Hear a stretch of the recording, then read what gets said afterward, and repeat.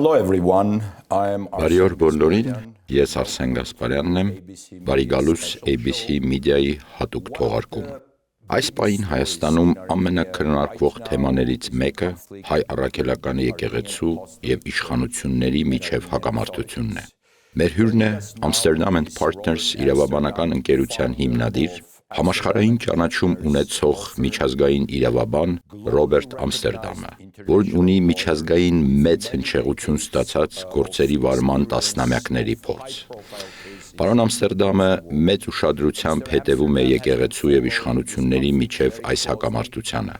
Շնորհակալություն մեզ հյուրընկալվելու համար, Ռոբերտ։ Հաճելի է ձեզ այստեղ տեսնել։ Ինձ համար միշտ պատիվ է լինել Հայաստանում։ Դուք Հայաստանում ստեղծված իրավիճակը նկարագրել եք որպես հարձակում քրիստոնեության դեմ։ Մինչ առաջին հարցից անցնելը կցանկանայի Մեծ Բրիտանիայի համայնքների պալատի զեկույցից որոշ փաստեր ներկայացնել։ Հյուսիսային Կորեայում, Սոմալիում, Եմենում, Լիբիայում, Սուդանում, Նիգերիայում, Պակիստանում եւ Աֆղանստանում քրիստոնյաների նկատմամբ հետապնդումների մակարդակն ամենաբարձրն է։ Այս երկրները համարվում են քրիստոնյաների համար ամենավտանգավոր վայրերը։ Արձանագրվել են հարկադիր աշխատանքային ճամբարներում ազատազրկումների, խոշտանգումների եւ մահապատիժների դեպքեր։ Չեմ ցանկանա, որ Հայաստանը ապագայում հայտնվի այս երկրների շարքում։ Զեկույցում նաեւ նշվում է, որ ավելի քան 380 միլիոն քրիստոնյա ենթարկվում է բարձր մակարդակի հետապնդումների եւ խտրականության։ Եվ այս ամենը տեղի է ունենում 21-րդ դարում։ Ամբողջ աշխարհում քրիստոնյաների աջակցությամբ զբաղվող Open Doors հասարակական կազմակերպության գնահատականներով աշխարհում հավատքի պատճառով սպանվող քրիստոնյաների թիվը տարեկան գերազանցում է 5000-ը, այսինքն օրական շուրջ 13 մարդ։ 24 թվականին եւ 25 թվականներին մոտ 8000 քրիստոնեական եկեղեցի եւ սեփականություն ենթարկվել է հարձակումների։ Այսպիսով շատ փորձագետներ եւ քաղաքական գործիչներ իհարկե կհամաձայնեն ձեր ստեղծած իրավիճակը որպես քրիստոնեության դեմ հարձակում որակմանը։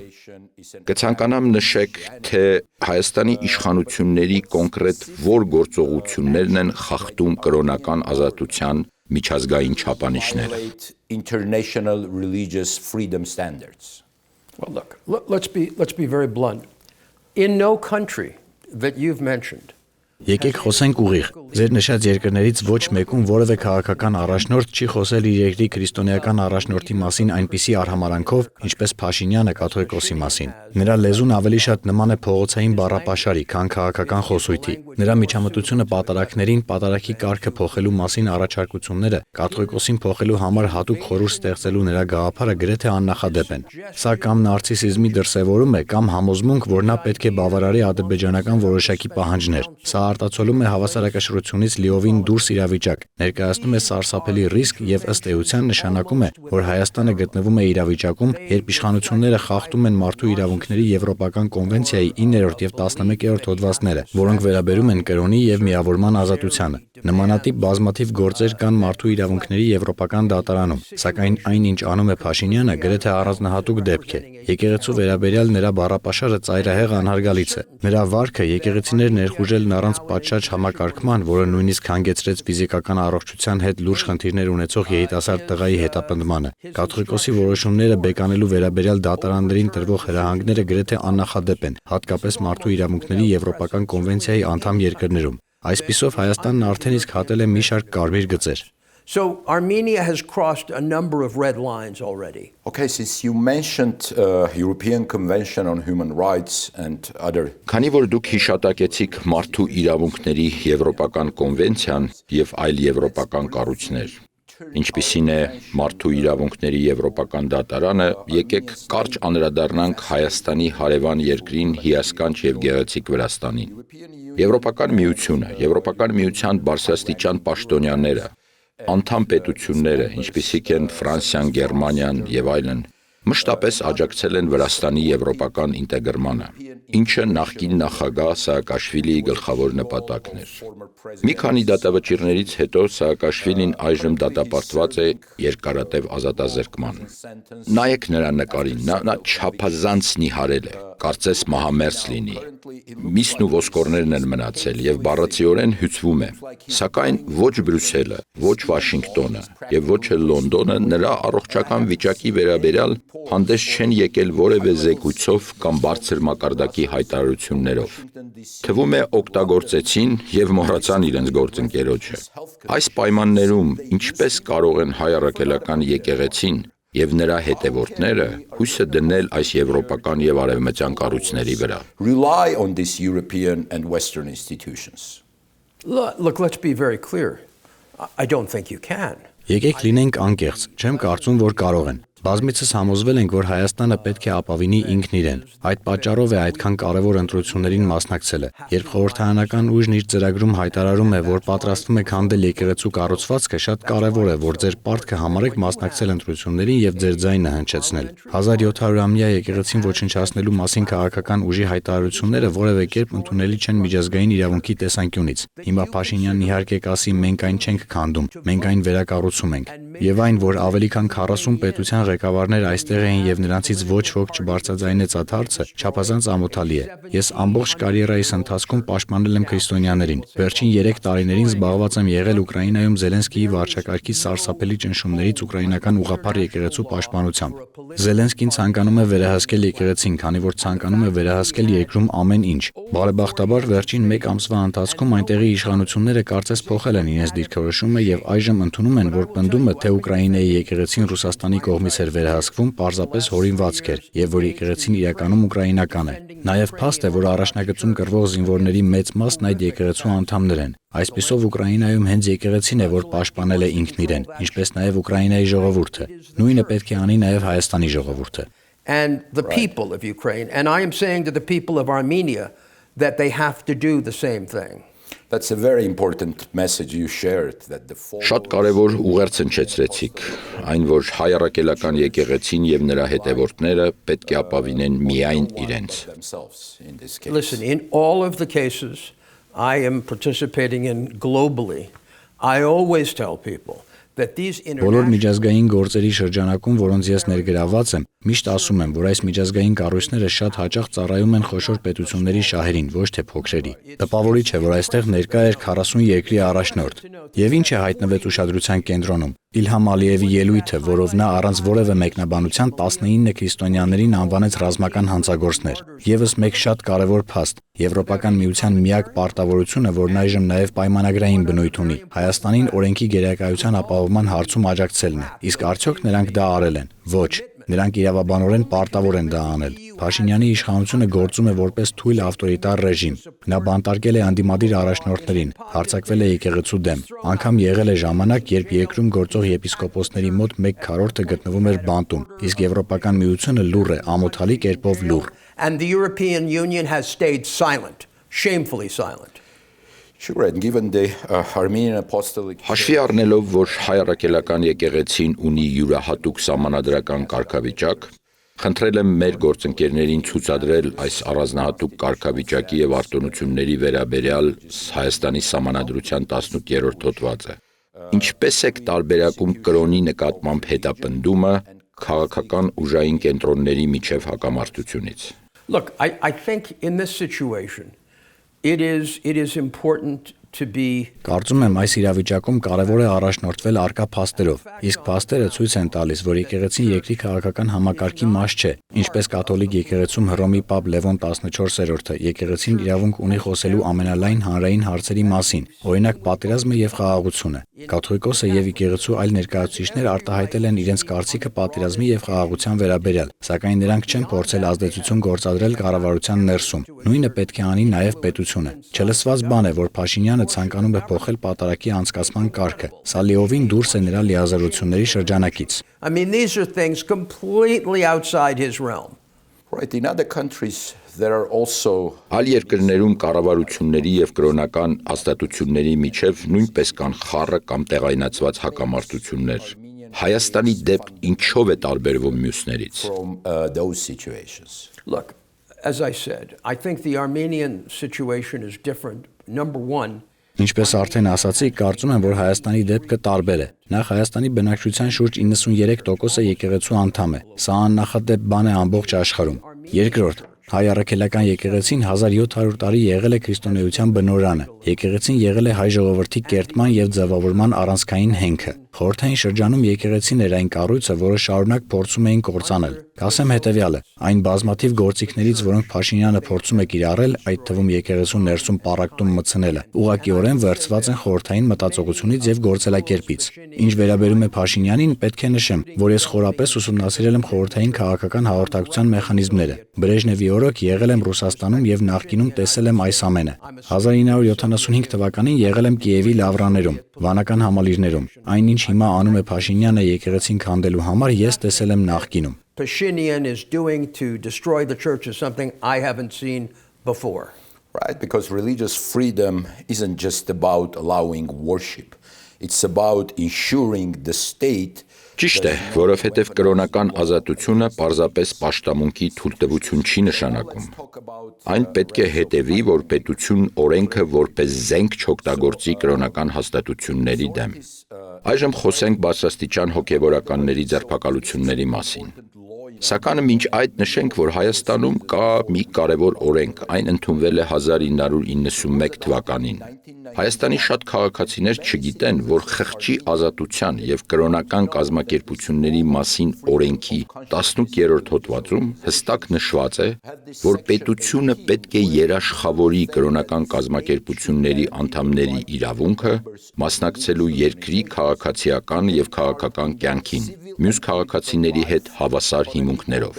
Խոսեցիք բարձրաստիճան հոգևորականների ձերբակալությունների մասին։ Իշխանությունները պնդում են, որ ցանկացած նման ձերբակալություն հիմնված է կոնկրետ իրավական մեղադրանքների վրա, այլ ոչ թե կրոնական պատկանելության։ Հիշենք դեպքերը մեկ առ մեկ։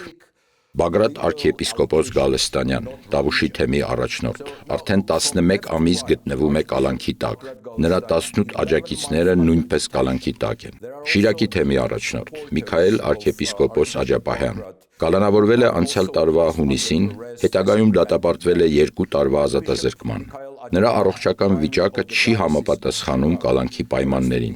Ներկայումս կալանքը փոխարինվել է տնային կալանքով եւ երկրից բացակայելու արգելքով։ Մայր Աթոր Սուրբ Էջմիածնի դիվանապետ Արշակ arczepiskopos Խաչատրյան կալանավորվել է 25 թվականի դեկտեմբերին, մի քանի ամիս պահվել է կալանքի տակ, այժմ գտնվում է վարչական վերահսկողության տակ։ Մկրտիչ arczepiskopos Պրոշյան, Արագածոտնի թեմի առաջնորդ, ձերբակալվել եւ կալանավորվել է 25 թվականի դեկտեմբերին, ներկայումս կալանքը փոխարինվել է տնային կալանքով։ Այսպիսով, ինչու եք կարծում, որ այս դեպքերը կրոնական հետապնդման օրինակ են, այլ ոչ թե ինչպես իշխանություններն են պնդում, օրինական իրավապահ գործողություններ։ Makes you confident that these cases represent religious persecution rather than legitimate law enforcement, as authorities claim. Firstly, under Article 5, Նախ 5-րդ հոդվածի համաձայն ազատազրկումը պետք է կիրառվի որպես վերջին եւ ծայրահեղ միջոց։ Ուստի միայն այդ երկարատև կալանքը բավարար է արձանագրելու, որ Բագրատ arczepiskopos Գալստանյանի մարդու իրավունքները խախտվել են։ Պետք է դիտարկել երկու հանգամանք։ Նախ նրանցից շատերը կալանավորվել են անօրինական կերպով, ինչը Հայաստանում որոշակիորեն սովորական երևույթ է։ Երկրորդ, այս անձանց բարձրակարգ պաշտպաններ են ներկայացնում եւ իմ կողմից անհարգալից կլիներ անդրադառնալ նրանցից յուրաքանչյուրի գործին, քանի որ չէի ցանկանա որևէ կերպ ոչ ճիշտ ներկայացնել այն պաշտոնական դիրքորոշումները, որոնք իմ համոզմամբ լիովին հիմնավոր են, եւ իմ գնահատմամբ այս անձանցից ոչ մեկը չպետք է գտնվեր կալանքի տակ, սակայն հարգելով թե դատական համակարգը, թե իմ գործընկերներին, չեմ ցանկանում քննարկել որևէ այլ գործ, բացի մեր գործից, որտեղ իհարկե ես պատիվ ունեմ ներկայացնելու Սամվել Կարապետյանին։ our case where of course I'm privileged to represent Samuel Karapetyan. Այո, իմ հարցը վերաբերում էր փաստերին, որոնք վկայում են համակարգված թիրախավորման մասին։ When you see this type of number and you see Այս վիճակագրությունը Փաշինյանի վարքագիծը եկեղեցու նկատմամբ նման հարձակումների, եկեղեցու հասցեին կիրառվող բառապաշարի, պատարագի կարգին միջամտելու եւ կաթողիկոսին հեռացնելու նախաձեռնությունների համատեքստում այս ամենն ինքնին բավական խոսուն է։ Կարիք չկա անդրադառնալ առանձին դեպքերին, որպեսզի ասենք, որ սա համակարգային հետապնդում է։ have to deal with the individual cases to say this is a systemic persecution. So the government's rhetoric and Կառավարության հռետորաբանությունն ու գործողություններն ավելի ու ավելի ակնհայտորեն թիրախավորում են անձամբ կաթողիկոսին։ Իսկ ամենայն հայոց կաթողիկոս Գարեգին II-ը պարզապես անհատ չէ։ Իմ ընկալմամբ նա կենտրոնական հոգևոր հեղինակություն է։ Հայաստանն աշխարհիկ պետություն է եւ պետությունը պարտավոր է պահպանել չեզոքություն կրոնական առաջնորդության նկատմամբ։ Իսկ երբ է կրոնական առաջնորդի հասցեին քաղաքական քննադատությունը վերածվում կրոնական ազատության խախտման։ violation of religious freedom. To be very frank with you, at its beginning, Անկեղծ ասած, հենց սկզբից այստեղ ամեն ինչ հստակ է։ Քանի դեռ կաթողիկոսը կատարում է իր պարտականությունները, իսկ բոլորս գիտենք, որ նա դրանք կատարում է, ցանկացած միջամտություն պետք է դադարեցվի։ Նրան արգելել է մասնակցել Ավստրիայում անցկացվող միջազգային կոնկլավին, Վրաստանում իր մտերիմ ընկերոջ ուղարկավորությանը մասնակցելու հնարավորությունից զրկելը կառավարության կողմից իրականացվող դաժան քայլեր են, որոնք ընդհանրապես չպետք է տեղ ունենան եկեղեցի-պետություն հարաբերություններում։ no basis in church-state relations.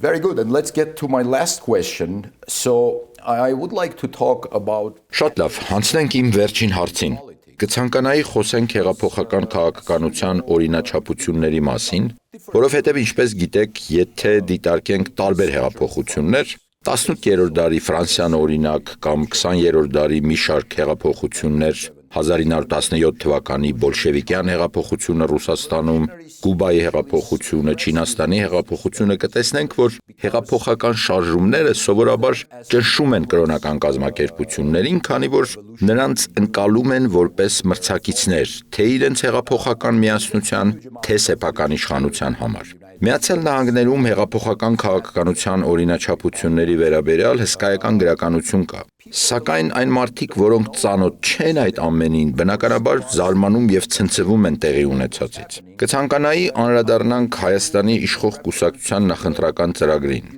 Այնտեղ կա երկու կետ։ Դրանցից մեկում հստակ նշվում է հայ առաքելական եկեղեցու փաստացի ղեկավարի հեռացման մասին։ Դա նշված է իշխող կուսակցության նախընտրական ծրագրում։ Եթե ճիշտ եմ հիշում, խոսքը պաշտոնաթող լինելու մասին է։ Երկրորդ կետը վերաբերում է հայ առաքելական Սուրբ եկեղեցու կանոնադրության ընդունմանը, որը պետք է սահմանի ֆինանսական թափանցիկություն եւ հոգեվորականության վարքականոնի որոշ մեխանիզմներ։ Որն է այս ամենի վերաբերյալ ձեր գնահատականը։ establish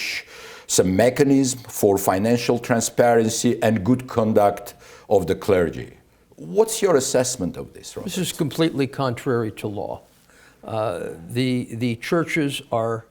Սա լիովին հակասում է օրենքին։ Եկեղեցիներն ինքնակառավարվող կառույցներ են։ Եկեղեցական գործերին նման միջամտությունն անկեղծ ասած շատ նման է նրան, ինչ տեսել եմ Ուկրաինայում, որտեղ ավտորիտար առաջնորդը պարզապես ցանկանում է վերահսկել բոլորի կարծիքները։ Ուկրաինայում իրադարձությունների տրամաբանությունն այն էր, թե իբր գոյություն ունի ռուսական ազդեցություն։ Մինչդեռ բոլորը գիտեին, որ նման ազդեցություն չկա։ Պարզապես Զելենսկին ցանկանում է վերահսկողություն հաստատել։ Այդ նա էր ցանկանում միջամտել։ Այս դեպքում պարոն Փաշինյանը խոսում է ինչ-որ հոգևորական օլիգարխիկ խմբի մասին, ինչը նրա մտքում ստեղծված հորինվածք է։ Նա ցանկանում է խաթարել 1700-ամյա առաքելական ավանդույթը, ամբողջությամբ հրաժարվել եկեղեցական վարդապետությունից եւ ստեղծել նոր մեխանիզմ, որի միջոցով ինքը փաստացի դեր կունենա հաջորդ կաթողիկոսի ընտրության հարցում։ Չգիտեմ արդյոք նա հասկանում է, թե ինչ է նշանակում առաքելական բառը, որովհետև ակնհայտ է, որ որևէ առաքելական եկեղեցի չի կարող շարունակել գոյությունը քաղաքական նման մակարդակի միջամտության պայմաններում։ Եվ անկեղծ եկեղեցու վերաբերյալ գիտելիքների նման պակասը բնորոշ է նաև Զելենսկիի շրջապատին, որոնք կարծես պատկերացում չունեն կրոնական դոգմաների մասին։ who seem to have no idea about religious dogma himself. Thank you very much, Robert. Շնորհակալ եմ, Ռոբերտ։ Շնորհակալ եմ մեզ հյուրընկալվելու համար։ Իսկապես հետաքրքիր դիտարկումներ էին։ Հայ առաքելական եկեղեցին դարեր շարունակ պահպանել է ազգի լեզուն, հայբուբենը, մշակույթը, երաժշտությունը, գրականությունը եւ ինքնությունն այն պայմաններում, երբ հայերը պետականություն չեն ունեցել։ Առանց եկեղեցու հայ ժողովուրդը գուցե չկարողանար գոյատևել։ Հունիսին կայանալիք խորհրդարանական ընտրություններում հայերը պետք է որոշեն, ինչ ապագա են ցանկանում իրենց երկրի համար եւ ինչ վերաբերմունք ունեն այն քրիստոնեական ժառանգության նկատմամբ, որը դարերով պահպանել է իրենց։ ABC Media հատուկ թողարկման անունից շնորհակալություն բոլորիդ, որ մեզ հետ էիք։ Thank you for being with us.